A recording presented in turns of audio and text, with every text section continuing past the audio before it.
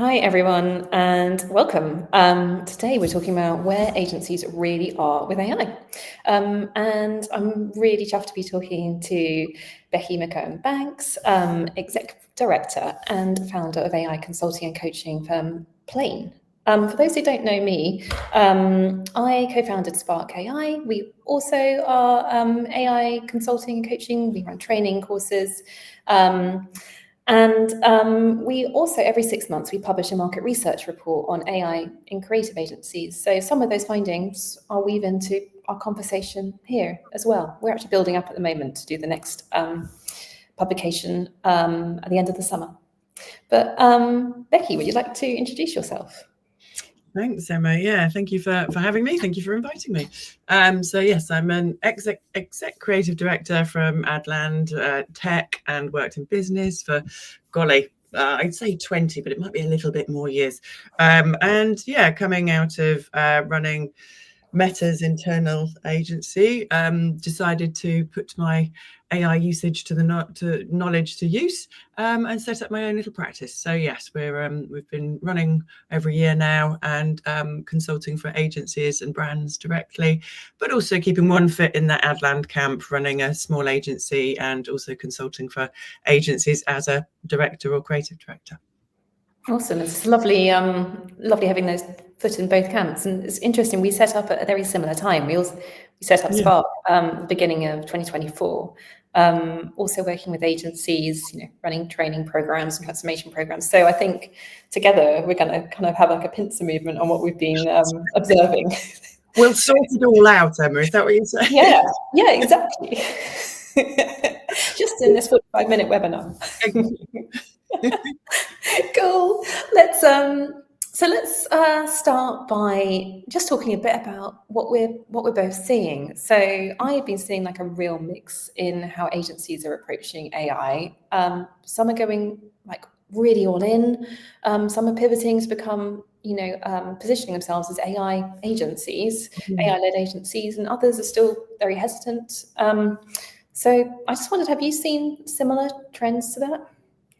Absolutely. I think there's no one way. And I think the thing that is consistent across everyone is everyone thinks they're behind everybody else. So everyone's very confused about the messaging, whether that's internally or externally. There is a mix, but there are more people actually using AI, from whether that's from the McKinsey report that basically they've gone 65% of people that they spoke to. This is State of the AI Nation, their report from 2025. They said 65% of their respondents are now using Gen AI at least in one business function.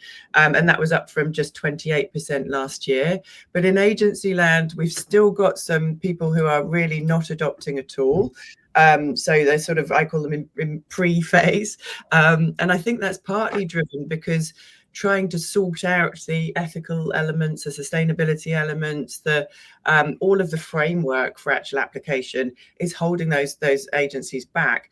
And that's sort of, we sort of found that actually that's that pre-phase where the agencies are unaware, let's put it politely that way, that people are using AI. And then we had what also you add in what we call lone rangers or lone riders. So they're individuals. So it's not, again, an agency or business level that's implemented. And that constituted 52% of the people that we spoke to, which is actually quite a worrying place to be, because what it showed for us is that people are using AI. They already are, but lots of agencies or business are basically sort of caught frozen, going, I don't know how to implement it, so I'm just going to look slightly aside and just pretend that it's not happening, which I think, as you and I have just discussed previously, actually opens up a whole level of risk. So it's better to actually adopt it, but and actually take one step forward. And I'm sure we'll get to that. But yeah, that's certainly what we're seeing. Is this. That's so interesting. And when you talk about the individuals, were those, because I'm seeing, some agencies have individuals within the agency that are really going for it, and they're kind of like AI person.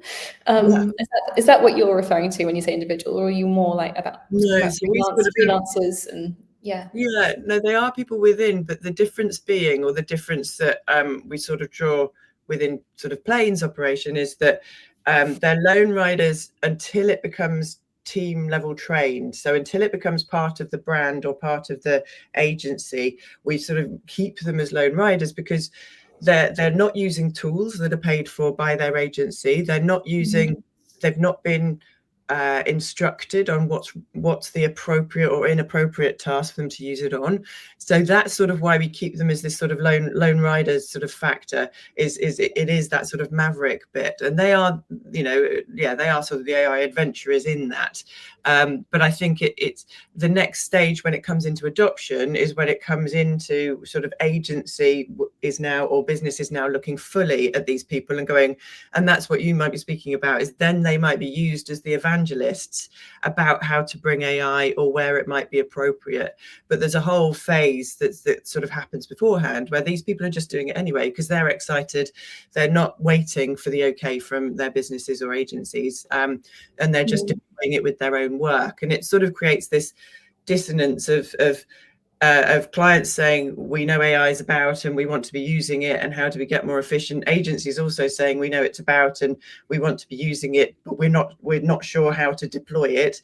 But rather than waiting for either of those things to join up, people are just using it. So I think that's what a major takeout for anyone is really, your people are using it. So your first step should be audit. Basically, don't make it a clean audit, so it's not, we're not going to tell you off, but you need to know what, where and how AI is being utilized in order for you to make any decision as to where you think it's appropriate or not. Absolutely, I totally agree. And I think for leadership, that kind of place, and we see exactly the same thing, that often at the start of a journey, people are using it. It's just like, who's using it on what, where, like doing that audit is so important, just to put some basic guardrails in around like the potential risks they could be exposing the business to, clients to, unwittingly and unknowingly in a sort of non-blame way. And also like harnessing the opportunities that they're bringing and the innovations that they're finding and rippling that out. Yeah, and I think when we did our research, the last sort of big update we did of it was in March, and I think it's similar numbers to yours, actually, really consistent. So like we found that 20% of agencies are what we call pioneers, which is like typified by, really embedding AI into workflows and thinking about it in a very structured way about AI adoption in the agency, rolling out training for like everyone, not just certain team members, and thinking about, the much broader implications around what's your people strategy going forward, what's your kind of ongoing learning and development strategy, what's your pricing model strategy, what's your, what services you've been going to be innovating with, and all that stuff. And sorry, I thought someone was just coming into the room. I thought it was going to be my dog, but it's not. And then we found that like kind of 50% are kind of in that place that we just talked about, with a few sort of pioneers there, and 20% haven't touched an AI tool at all. So yeah, very similar. And before this call, I had a really quick ChatGPT deep research to see what the kind of like general business stats are and like how agencies compare. And I think the last government research was early 2025, so probably aligned. Was that sort of just under 20% of UK businesses report using some form of AI technology. So for me, that says that agencies are probably a little bit ahead of general if you took like the average of all businesses, and I think that makes total sense given what we do and what the AI technologies can do now. So that's a real opportunity, I think, for agencies, that we're as a sector, we're ahead. It is. I think it also reflects and this is the reason I started playing, actually, was because all of the air seems to have been sucked into creative production, AI versus creativity. And basically, the challenge about whether it's Midjourney or Sora or VO now, or Flow, any of those are basically purely focused on that production element, which, yes, is a part of what we do. But actually, the thing that annoyed me, and I sort of set up playing against it, was going, there's 80% of the work that goes up front that is actually the sorting out what that end piece even looks like. And that really is where we can make super gains using AI tools, that is sort of AI for innovation and AI for creativity, rather than this sort of just loggerheads of going, focused on that production end. So I think that might explain why agencies are using it, is because they've been dabbling around with the production end of things. And I think that also reflects, sort of sadly, where agency business models have shifted, because they've almost removed any value from creativity equaling ideas and innovation, and overloaded. They were almost giving that for free on top of a slightly fattened up version of production. And now they're reaping the consequences. We can see that sort of imbalance is really coming back in the terrible time that lots of agencies are having right now. So I think that might also explain partly why we're ahead of the system, but also because we are an industry that is being heavily affected. But also, as I said, just that myopic focus initially on that end phase, which meant everybody was leaping forward. Yeah, and I think actually, we wrote out a few questions for this conversation before we started, and at the end, I'd put a note about talking about operating models and like what do we see for the future and that kind of stuff. But it is really interesting that the focus has been on like the end of the process, but actually, what AI is doing is everyone needs to now shift back to where the real. Why do people really hire agencies? They hire us for like our thinking and our collaboration and our, all the kind of innate stuff that we're great at as individuals. And that's where we need to put the value back now. And that's where, So, it's kind of very interesting. Anyway, we'll get to that. Leaping around. I know, but it's fascinating how the models change. Let's think about, I guess, the mindset and the culture of agencies that are adopting AI well, and what you're seeing, what I'm seeing, because I think that's one thing that really sets people apart. So like one thing we talk about a lot at Spark is kind of creative confidence, and AI can sometimes feel like a threat to that, like we alluded to. And have you seen any teams that have like moved from that kind of being maybe right at the start of adopting AI, and they're not in that pioneers group, they're kind of, maybe they've got a few super users who've taken it upon themselves, and where they've moved from some kind of fear to curiosity and then onwards, and sort of really focused on their mindset? Yeah, and I think it's with lots of the people that I've consulted with, or even on some of the D&AD courses that I do, there is such a variation, and it's solving this that lots of the sort of forward-thinking leaders have real trouble with. It's humans, but also I always think that those pioneers, those adventurers in AI, actually almost create a bigger gap from those sort of slightly people who are more fearful, or the AI averse kind of people, and they almost sort of wedge each other in different directions, because the more cascade that you hear, the further away you might feel if you haven't picked up a tool or looked at anything. I think the way that I've found it pays dividends is go back to for leaders in particular, it's go back to your brand vision, your mission. What have you set out with your own brand tone of voice? Come from there, and that should direct you, embed you, and give you the latitude to speak to people actually. This is what this means about how we will utilize AI. For example, one of the agencies I've been working with for about 6 months now, they have a positioning of no one cares, which is a way of just separating them. Basically, there's so much noise, no one cares about attention, no one cares about the end audience. It's all just become really dismissive, and that's why it's that loss of care, that loss of humanity, that actually separates the work that we do out. And that then gave us the framework for how we should implement AI within this agency, because because that then says, right, what do we care about? We care about the humans. So we care about everybody knowing everything. And you mentioned it before, Emma, that it's training everybody rather than just a few, because otherwise you create these internal gaps. You create an open playing field for having a go, not liking it, feeding it back, finding a different way.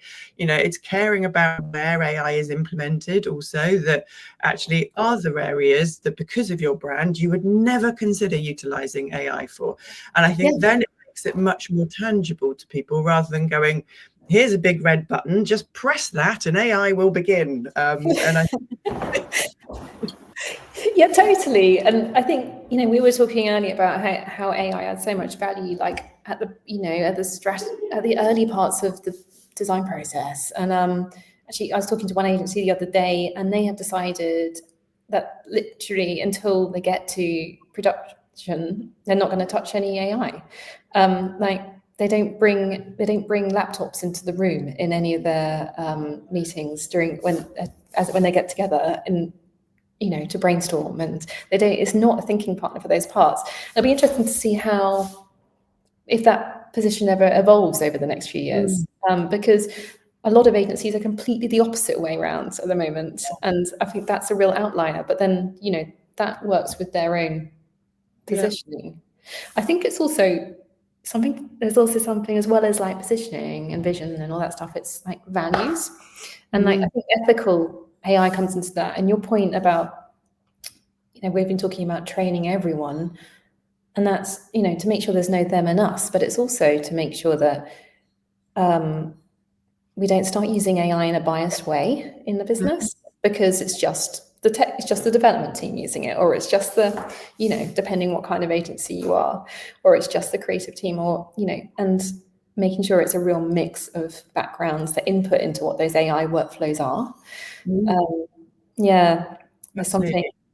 It's keeping a general awareness across things, rather than just if you maintain it even within I can't remember what they called themselves, even within like a sort of an inquiry team, almost a pilot team, that then almost creates more fear, because it feels like there's knowledge held. And I understand that you've got to do sort of a pilot exploration and look at your workflows and then adopt, but all of that has to be out in the open. It can't be sort of just information held by that team. So any way that you can communicate about what the team is doing, what they're actually looking at, and then the results from it, including where it didn't work at all, or it made things slightly more complicated, or fed back completely the wrong things.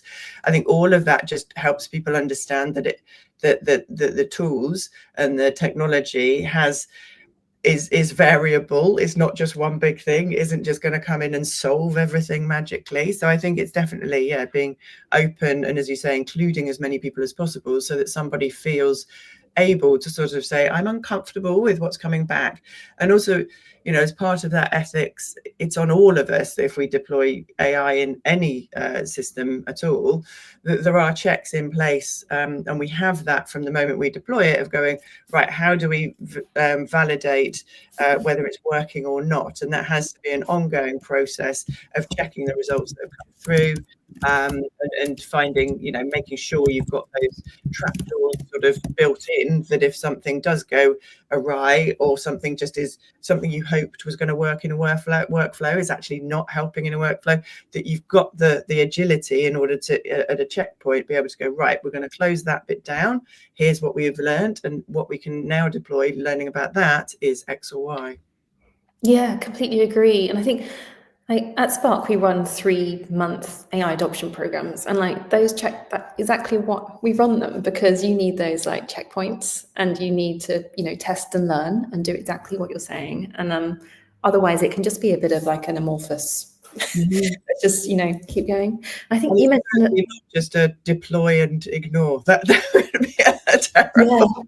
You need to be super structured about it. Treat it like it's a change program, as a transformation program. It's not, you're saying earlier how it's, at heart, this is a people thing, not a tech thing.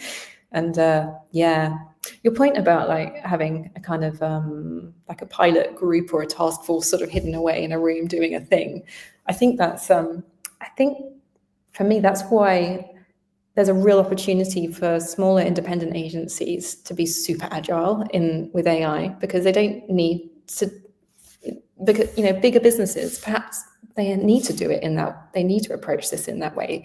To make it manageable, they need some kind of task force that takes stuff off and tries it and then brings it back to the wider audience, and that can work. But also smaller businesses can, everyone can be involved, and you can have your bookkeeping team involved with the creative team, with the client services team, and you can join things up in a really agile way. So I think, yeah, I always see that as a huge opportunity for smaller agencies. Definitely. Let's have one thing that comes up a lot is around the kind of originality conversation. We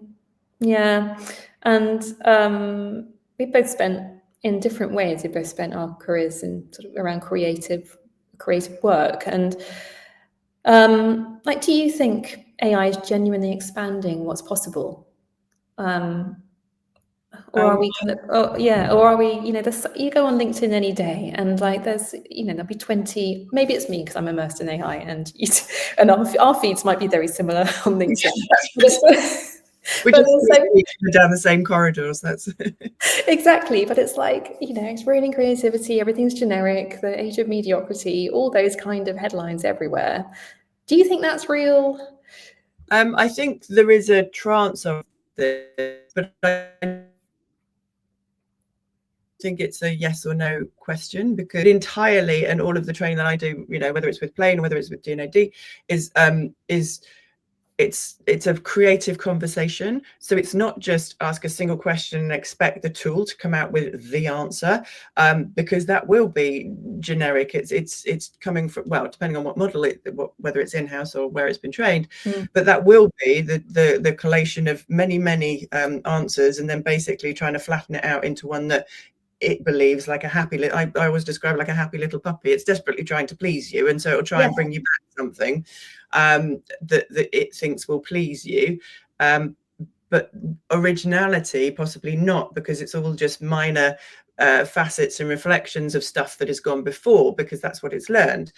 However, it's on us not to leave it in that system and basically go, well, that's not how the tool works. It's not just, if we, I go back in the day of when Photoshop was done or whatever. If you just left it at the first time with Illustrator or Photoshop that you tried to create something and then saw what was rendered off the back of it, you would never step out at that first action and leave it where it is. And I think that's where people, because of the tools, come across as so confident, so pleasing, it sounds like it knows what it's doing, and basically goes, well, there you go, let's just go with that then. And that's entirely not, we are writing ourselves out of the conversation by doing it. It's on us to actually go, to use it as sort of, I use the analogy of a game of ping pong. I say that AI is the pong to your ping. And so basically you have to keep that game going, and you go through this creative conversation, which is basically a refinement cycle, a refinement 2 to 3 stages, and then a sort of a collaboration phase where you actually add in.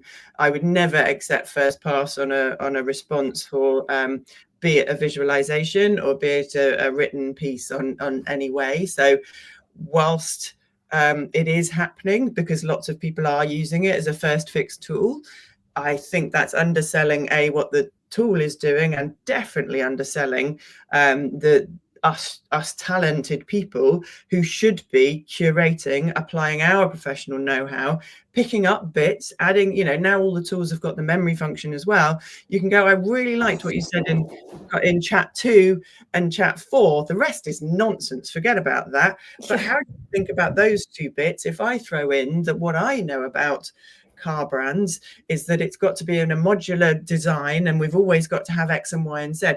Now that's me improving what the tool has done and utilizing my skills in the same way that I may do with a collaborative partner also. So yeah, I think we're letting ourselves down on many fronts, but I think you're also right in that there is a sea of mediocrity coming out, because many people are using AI for efficiency and not AI for creativity.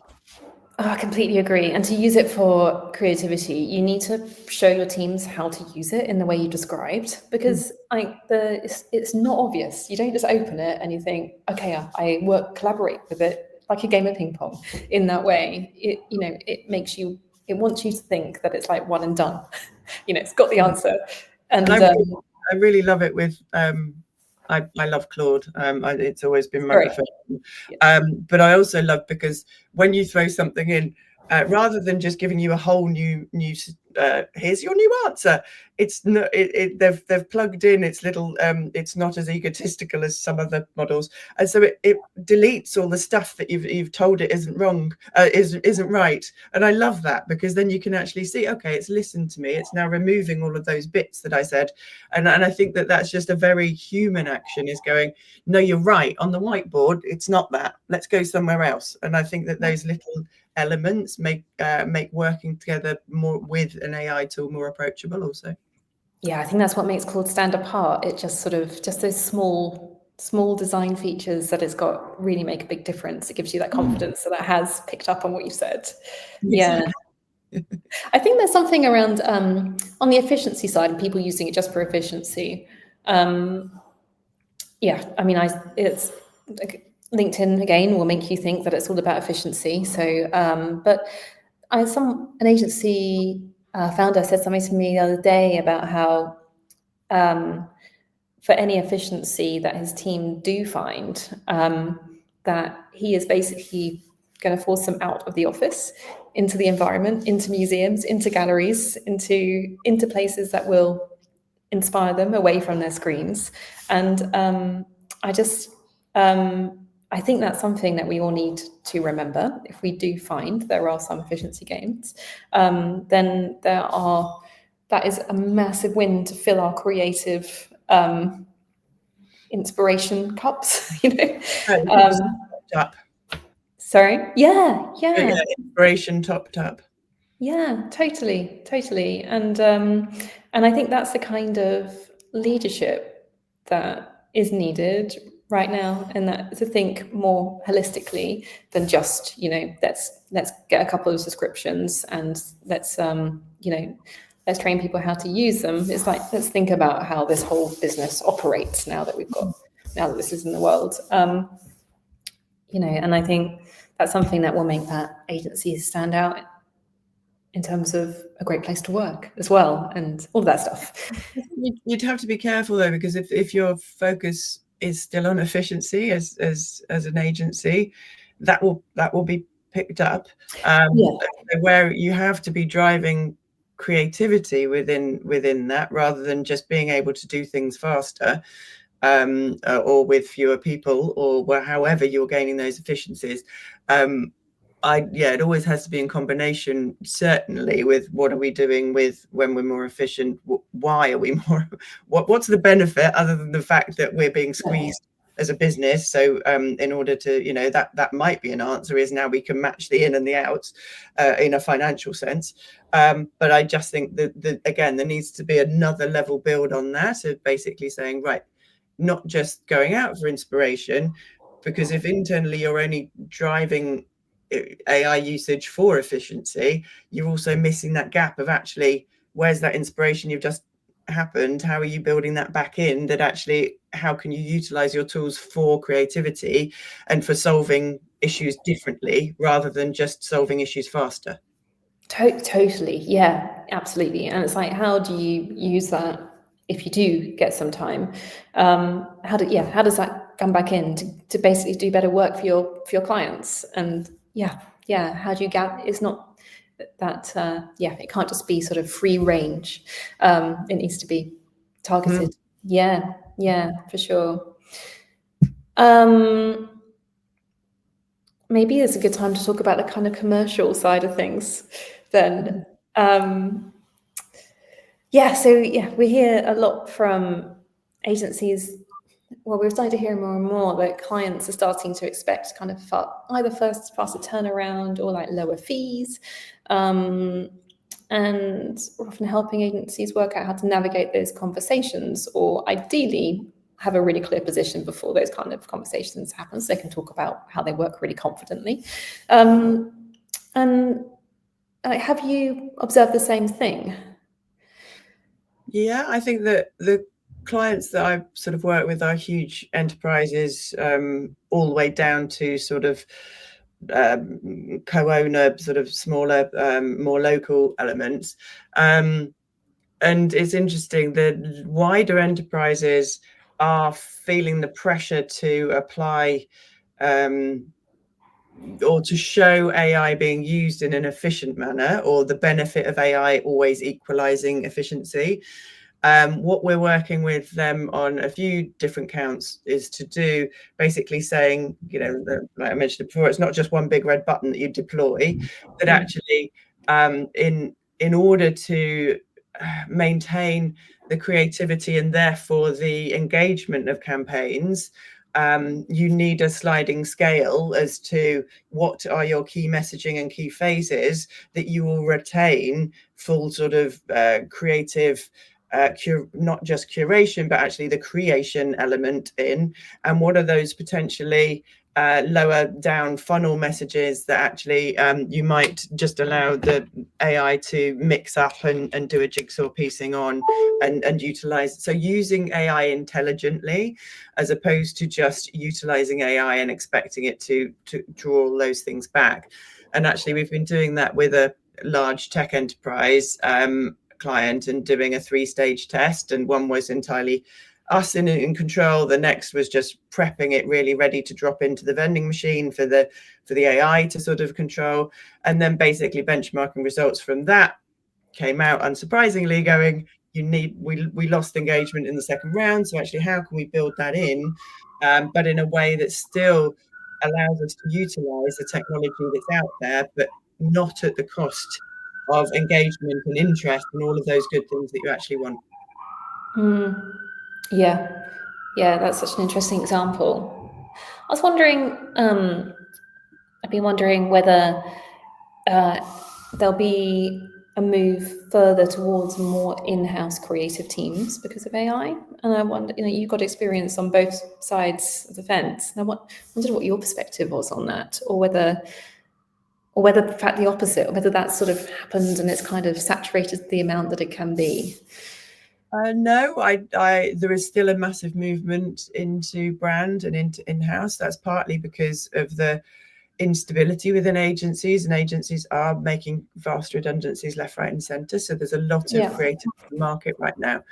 And the power of in-house is growing. It's no longer seen as just creating the lower tier elements. There are, whether it is creative X at Meta, whether it's whether it's Draftline in Budweiser, they are creating great works in partnership. Whether it's at Lego, Emma Perkins there speaks about her agency operates, is internal for Lego, but they operate as a lead agency, so you still have other creative partners.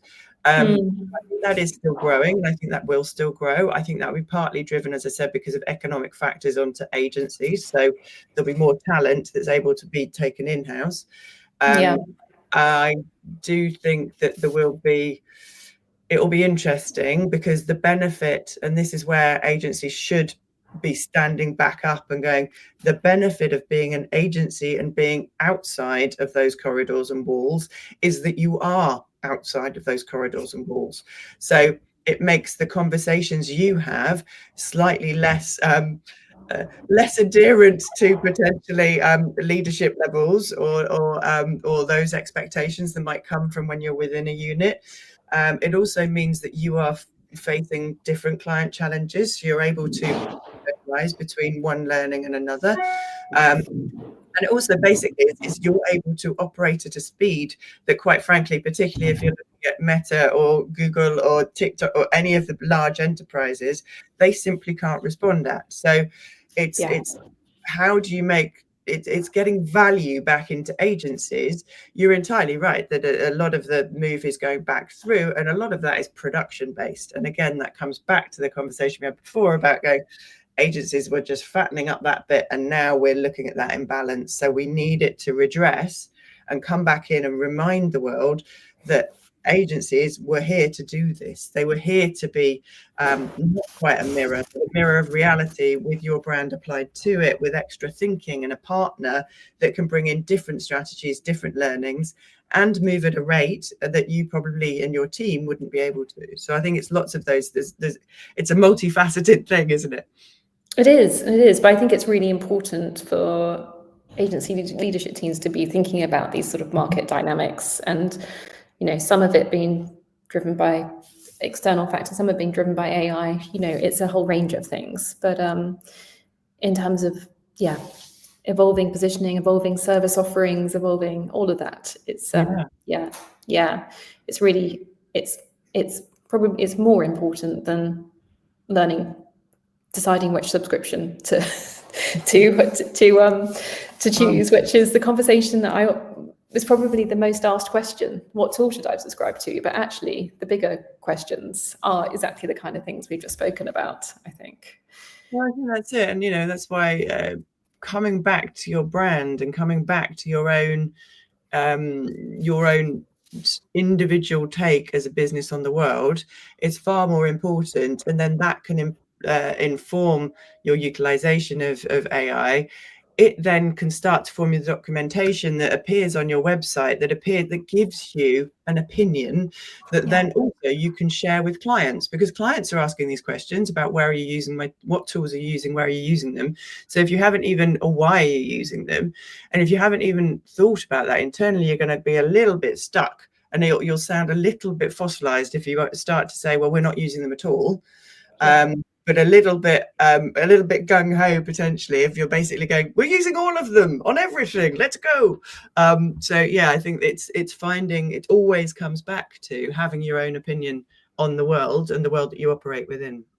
And exactly. It's no different with AI. It needs to be a sort of cascade of what your overall point of view on the world is. And I sometimes get the sense that agencies feel like they need to have this kind of all stitched up. They need to have AI figured out, but actually it's still really early days. It is early days, but you do need to start figuring it out as we talked about it. You don't need to be on that journey. You don't need to have it sorted. None of us have it sorted, because it's not it's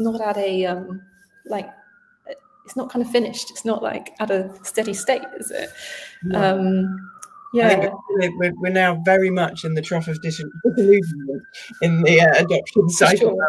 So I think that's the thing, and I think that's the thing I say, saying to people was, you can't stay on top of all of this. So don't feel that don't have anxiety because that you're that feeling.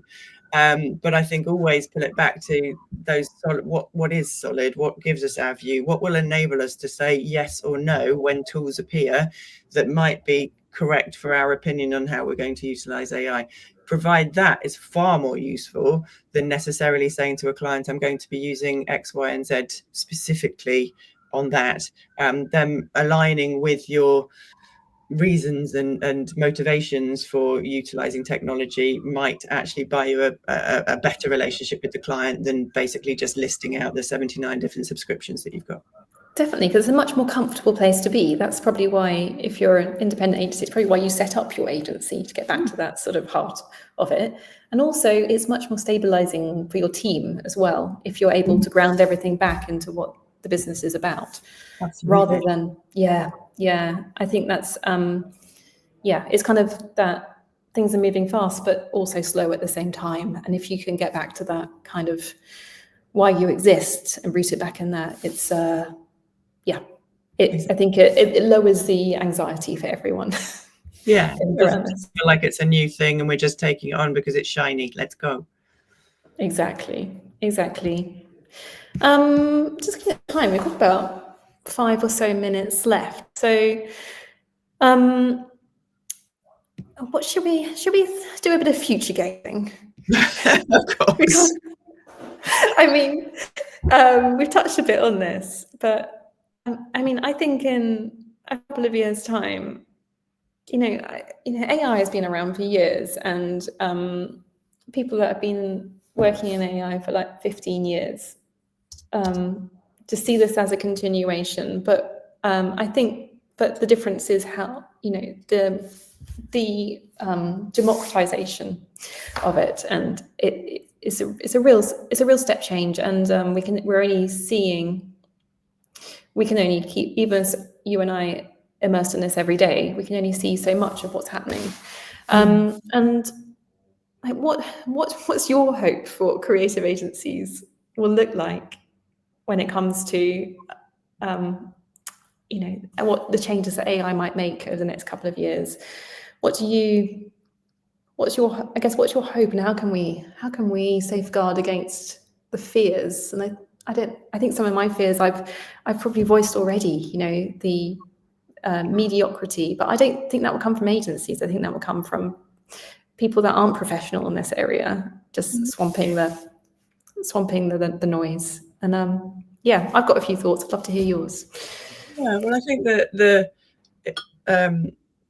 I think how people are utilising it, I think for agencies, where I hope that they get to is back to remembering their foundations, which was back at what they were good at, was innovation, and finding different answers for questions that had now mostly probably gone before, with a slight nuance for brand or timings or whatever, but finding different ways to ask those questions and finding different answers to regular questions. That's always been an agency job. And that is the joy of this world, has always been turning up and discovering or coming up with something entirely new every single day, and seeing that come into life. And I think that we're moving there. I think the focus that we're hearing at the moment is this reluctance because of the initial overweighting of creative production and the panic of that actually has been caused within agency. I think it's then really securely stating the difference, and that we're actually meant to be out there pioneering new things. We're meant to be out there using AI for innovation. That was the whole session that I was running last week at the festival at D&AD, was basically, it's AI for innovation, and how do we use it as the grit in the system and the grit in the thinking. And I hope that agencies need to move into that position, because other areas are being eaten, and it's already being reflected in how tools are moving forward as well. If you think of how we were using the let's call them chatbots for wants of things, but the LLMs, even last year, it would be sort of assisting me, helping me do my work better, an individual task. And now we're moving more into, if you're thinking my pong to your ping sort of analogy, of collaboration, of actually where we're moving forward, of using that game together to see where we can get to new and exciting places. And then I think agencies alongside AI have to come back to finding breakthrough solutions to challenging problems that would have taken them years to achieve previously. And this echoes the aim that I've heard, that we will have heard from Sam Altman and others on the line of, in the direction of AI travel. And I think that it is on agencies to be alongside that and going, right, if AI is now is heading towards wanting to be, where's our position with that innovation? How are we using it? That's sort of my aim, is agencies come back to being innovation engines and creativity engines, and not sort of reliant necessarily on the output quite so much. Totally, and that's a really exciting place to be. I think it's why most of us got into this area. I wondered whether we're going to see sort of like more niching, or maybe niching back into what the sort of original foundations of the agency was, or sort of hyper specialization, and perhaps we'll see, I don't know if it'll be 2 years time or a bit longer, a bit shorter, but perhaps even stronger role for kind of handcrafted as well, a niche there too. There'll be a real value, I think, put back on those elements, and there's already tools I'm coming across that are enabling makers and creators to own their own IP to address all of this element as well. I was chatting to other people about that last week. So those tools are coming through, but as you say, that handcrafted element is usually a backlash to overlay of technology and things being too perfect in that world. I do think it'll be interesting to see how the big groups come through, because you know, the point if you're going with an Omnicom or WPP, particularly if you look at WPP operating model, has been efficiency. Now, wow, golly, where are you leaving your agencies if that's all you're going to drive for? So how do you reinvest value in actually that process that you've now may have eroded slightly over your position, you know, currently? I think that's going to be fascinating. Yeah, and sort of start some of those agencies that have started on that race to the bottom in some way, or race to margins, and how they overcome and reposition that. I think there's something also interesting around, you know, some jobs will be disrupted and there'll be less of some and more of others. And I think there's something interesting for agencies around, should we be taking the opportunity to train the people whose roles are most disrupted? Should we be training those people first in how to use AI? Should we be so that we can so that they can find those innovations that you were talking about, so that, you know, and I think there's, again, coming back to that ethical adoption over the next 2 years. Should we be more focusing on those roles than others, or in different ways? And I think there's kind of an opportunity there to find new ways of doing things. Absolutely. And I think that, you know, the best, if we're looking at output focus or production focus, the best users of Midjourney are ex-photographers. Because they know. So I think this is the flip that everyone needs to do, is it's only, utilize it as another tool, but don't just deploy it as a big red button that you press and then it comes out with the answer, because you are writing yourself out of the system. So absolutely everyone needs to be trained. I wouldn't necessarily, I suppose if you've got training budgets you need to divvy, then it would be those that are going to be most affected by the areas you have chosen as a business is appropriate for you to rely on. But I think it's like I was saying, it's that game of being that pong to the ping, that actually it's your overlay, it's your skills that actually will make the output better, whether that's written, whether it's visual, whether it's whatever, that able to pick up on the requirements and knowing, like I was saying with Midjourney, it's putting in the right lens and the right lighting system and everything else that actually suddenly elevates anything created into another worldie rather than just another picture. And I think that that's the confidence we need to be deploying. And interestingly, this was picked up in the Design Week report they did earlier in the year, that senior designers, when they adopted AI, were getting a lot more engaged with it. And that's partly because of the experience they've had. They're able to prompt into better situations, to evaluate things more quickly.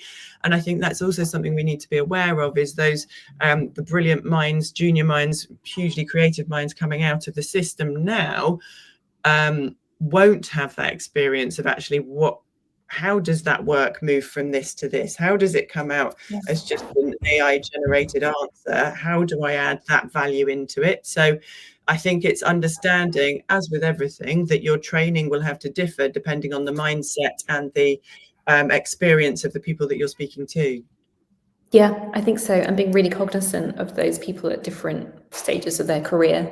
And I completely agree. I think those stats about more senior designers being able to, you know, get better outputs is a reflection of broader stats across the population, isn't it? Kind of the better you are in your role, the more you get out of it. Yeah. So I'm going to start wrapping this up. I thought it might be quite nice to ask one last question about how do you stay sane in this world of AI, Becky? How do you sort of temper the AI noise and having to stay across it all? And I think I think the realization, as I said, is that you just won't. So stop the anxiety about that and basically say there will be some brilliant things that would be entirely appropriate that I'll miss. Luckily, I have lots of good friends who will pass on lots of elements as well. I'm sure, you know, the same. Yeah. I think it's first that acceptance. I think it's also That's what I've been talking about deploying with other agencies or brands, is working out what I think is appropriate, but also having my mind open enough that having to update all of these decks constantly with the new examples and show new utilizations. But again, that's entirely led by sort of my perspective on the world. So what's interesting to me might not be something that somebody else might show in those types of presentations. And I think it's the using your own personality as the tool to filter, because then people buy into you and the view that you prescribe, rather than necessarily expecting me to have an amazing view on what AI looks like over in finance, for enterprises. So I think that's the sanity check, is basically acceptance that you can't stay on top of everything, and the almost embracing the fact that what you find interesting is also what people who come to you either as a business or a consultant or as an independent, that's also why they're coming to you, because they find that resonates with them.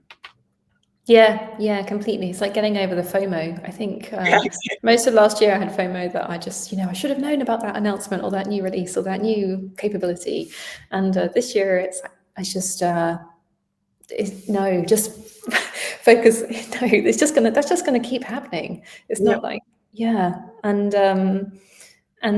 just read a few things, stick to a few handful of tools, learn how to use them really well. But keep your mind open, like you say. That's such good advice, because it's and for me, keep dog walking, keep painting, keep gardening, all that stuff helps a lot. Don't live in AI land. That's not helpful to anyone. It's not. Keep your own perspective. Fab. Well, Becky, thank you so much. It's been a really lovely conversation. Thank you. It's been great. We'll put any links that we've talked about in the show notes. I think I mentioned our market research report. I think, Becky, you got some research somewhere as well. So we'll put anything relevant in the show notes to this. But great. See everyone soon. Bye.